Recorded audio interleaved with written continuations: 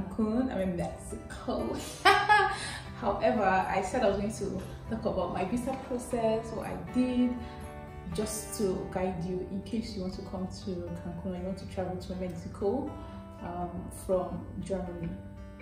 So I need to fix this video somewhere in case you see it. Don't feel weird. Anyways, let's get into the video. Okay, so first things first thing, I think in the history of me applying for visas, getting the Mexican visa is by far the easiest visa I've ever applied for, to be honest. And I mean, I wouldn't say I've, traveled a lot or I have applied to a lot of countries, to obtain their visas and stuff, but I've had my own fair share of experiences, and this one was so easy, so seamless. Probably because, I live in Germany, and with certain, if you're living in certain countries, it becomes a little bit easier when you're applying from these countries, as opposed to if you're applying for, a country's visa from Nigeria, right? But for whatever reason, I don't know why applying to countries from Nigeria is a little bit difficult. But the process of getting the visa from Germany, what happened was that I just sent an email to the embassy. I told them, first off, I went to their websites, of course. I looked at the requirements, documents I needed to bring, passport, proof of funds, and proof of funds could either be my bank statement or my payslip in the last 6 months. So I sent that. I also sent my contract. I sent, other normal generic documents. Then the only thing that I didn't add was the visa payment fee. You're not supposed to add that at first up until you get your interview date. With the interview date, then you can now pay for the visa, because if you pay for the visa before you get an interview date, then what if you don't get the interview date on time and the exchange rate changes? So you could pay a certain amount. When you go to the embassy, they say that the exchange rate has changed and you now have to pay a little bit more.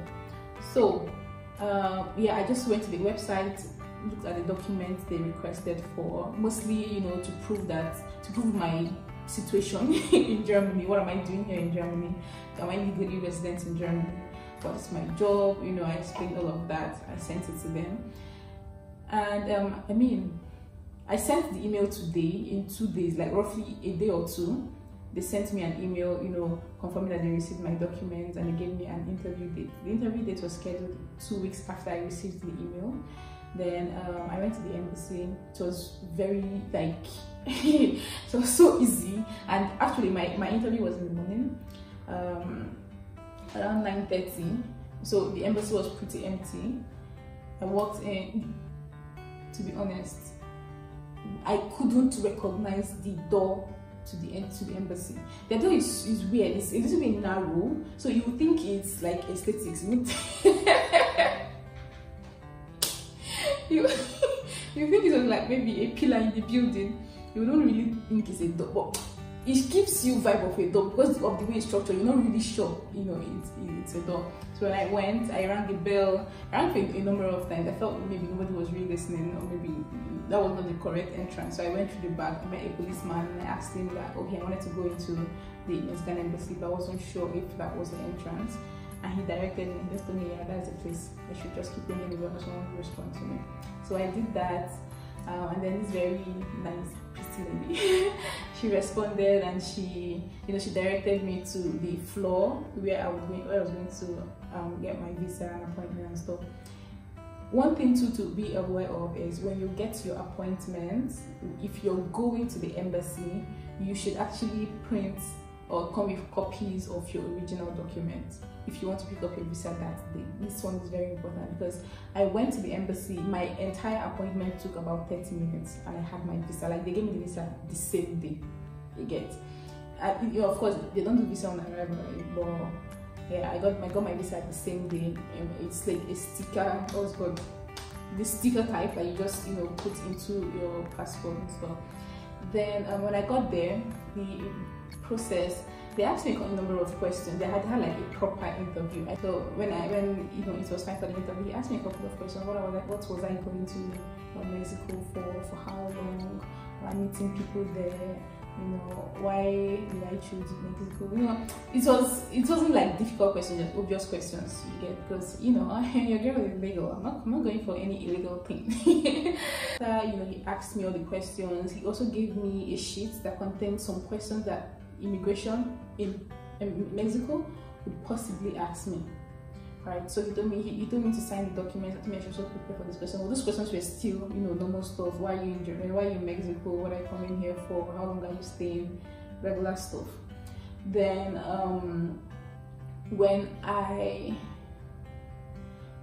so after the interview, he just told me to wait for a while.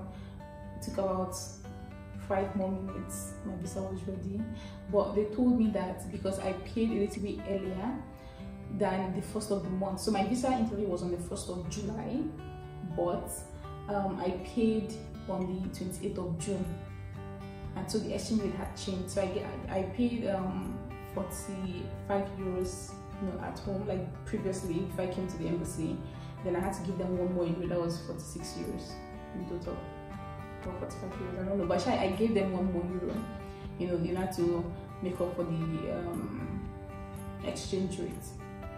Right, so there was pretty much what happened at the embassy. When I finished, I just went back home, and then, you know, I started gathering, you know, paying for stuff, my flights. Looking for the flights was not a joke. I was seeing flights for 23 hours. I'm like, hey, waiting this up. I mean, to be fair, you're moving from one continent to another, right? And it's quite a distance. I get that part, but wow, it was just giving me traveling from China vibes. When I was in China, I used to travel like long distance. You know, the flight from China to Nigeria was involved. I mean, just because we're also looking for the cheaper ones. We were students, we couldn't afford that much.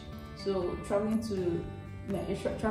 from Nigeria to China, or from China to Nigeria was taking about 32 hours. Like, you had to, you know, the layovers was usually like very long, the longest part of the trip, like 23 hours layovers, especially in Doha, in, you know, United Arab Emirates. So when I was applying for, trying to get a ticket, you know, to come to Mexico, it was just giving me the same. I'm like, God, not again. Do you know the last time I traveled such a long distance? Most times when we're traveling, you know, within Europe, it's just a couple of hours. Even the 2 hours self, they make me vex. But what can I do? I cannot check the road, you know. I cannot walk from Germany to Mexico. So of course, but then luckily I used this website called Traveling, and then I was able to find flights that had like less layover or stopover time. The ones I saw initially were like up to 12 hours layover, 13 hours, up to even 20 hours layovers.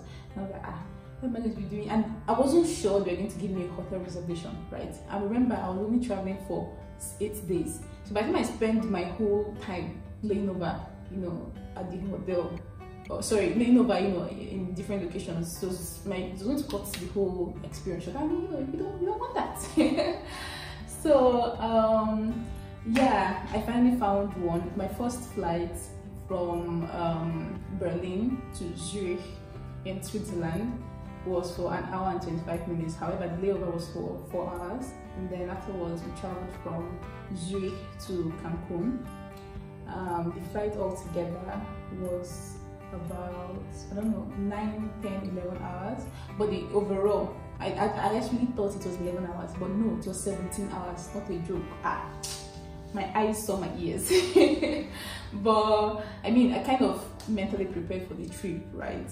It wasn't comfortable because, you know, I had to sit for long, you know, time. I had to sit for a very long time, but what can we do? You know, I read, I edited videos, did a number of things, slept, watched like 2 movies. We still never reached our destination, but finally here we are. Then when I got to the immigration, it took a while for me actually. So they gave us this paper that they actually gave us the paper in the aircraft that we needed it for immigration, when you have to, you know, fill out your details and stuff. Then when I got to the immigration point, somehow they didn't see my Mexican visa in my passport, so they delayed it. Like, the man took my documents and went to, you know, the office and stuff just to ask you know, making inquiries. Now I'm coming from Germany. Am I a resident? Like, how long have I stayed in Germany? Am I coming straight from Germany to, you know? I was like, bros, I'm not going back. I have paid too much money for me to go back home fulfilled. So at the end of the day, I showed him my Mexican passport, and it's kind of put him that I'm legit, I'm legal. I'm not here, you know, although I don't have like the permanent residence in Germany. I think that was where the confusion came about. I don't have the permanent residence in Germany. What I have is just like my normal work permit. So it was a little bit confusing for them, but then I now show them my visa. With your permanent residence, you don't need to apply for a visa, but because I don't have a permanent residence, I had to apply for a visa. And you know, after that, it just became pretty easy. He stamped on my documents, on my, you know, on the document that I gave to him, and then, you know, I came in. Another thing to pay attention to is, if you're coming to Cancun, you need to book your taxi prior to your, you know, arrival, because Ubers don't come to the airport. I was not properly informed there. Actually, I knew because I made inquiries. I searched, you know, YouTube on, you know, people's experiences going to Cancun, what it felt like, what they needed to be aware of and stuff. So I kind of, at first I was thinking we were going to order Ubers, until I found out that you actually can't. And I also realized that the taxi business is like a huge thing here in Mexico. When you like, a lot of companies, a lot of, you know, airport shuttles, a lot of taxis. But you have to be very careful, because you could easily get scammed, you know, in situations like, in places like this. I also realized that even the Wi-Fi, you have to pay for Wi-Fi before you access Wi-Fi. It's not a joke. You have to pay for Wi-Fi to access the Wi-Fi. Probably because I was also in a hurry, I didn't really see a place to buy SIM card or an ATM, like the AT machine. You know, I couldn't see a place to withdraw cash and stuff. But then I finally made it to my Airbnb place I'm currently staying. Because it's really, really beautiful. You can tell from the video, right? It's giving more luxury. Maybe not like luxury, but it's really cute. It's a very beautiful place. Yeah, this is pretty much it. How I applied to, you know, how I got my Mexican visa. And they gave me a 6-month visa, multiple entries, so I can go in and out of Cancun from now up until January. So if you want to invite me to Cancun, this is your chance, okay? Then something else to pay attention to, or like a little tip, is that when you're applying to the embassy, like when you're sending them your documents to apply for the visa, if you have the contact of someone that works in the embassy, that would also help to make it faster. You can put the person in CC, or you also email the person, copy the person, you know, into the email thread, so that they respond faster. Because I heard that if you just send an email to the embassy without having like a direct contact in the embassy, it takes a while for the response to you. For me, I had someone in the embassy, so I just reached out, like I added, like I didn't really have someone, so to speak. I just got the contact of someone that works at the embassy, and then I copied him to my email, and he responded to me. It was like very fast. So yeah, I hope you found this video helpful. I hope you will really consider coming to Cancun. Like, it's really beautiful here. It's giving Lagos, but VI. And I haven't really gone out a lot. Like, I haven't even left the apartment since I came in. I would go out later this evening because I want to go grocery shopping and to buy stuff to cook and eat. And then yeah, that's pretty much it.